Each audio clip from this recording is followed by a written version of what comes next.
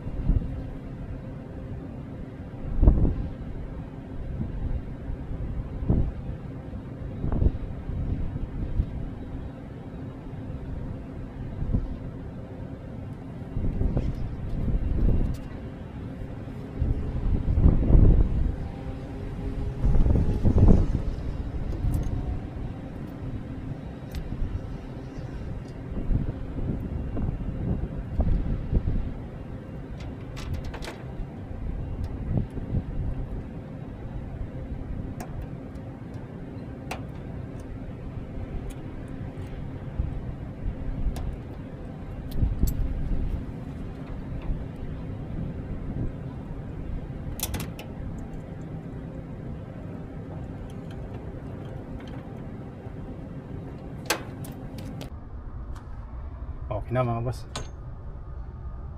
Install na natin lahat. PCB, contactor. Okay na. Okay na, nabuo na natin. Nag-supply na lang ng power yan kalas. Tapos papanda rin na natin. Teka lang, nabuti ng mga 4 na oras bago mabuo. 4 na oras din bago natin nabuo eh. Okay na yan. Pag na-supply na yan, dire-diretso na yan.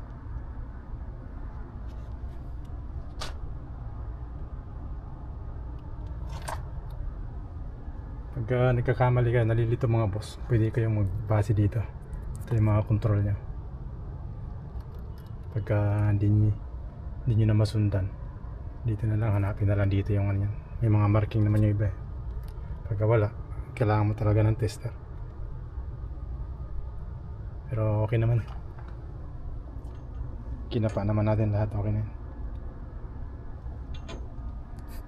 Kanina wala talaga lahat yan eh. Puro bakante eh. Yan, okay na.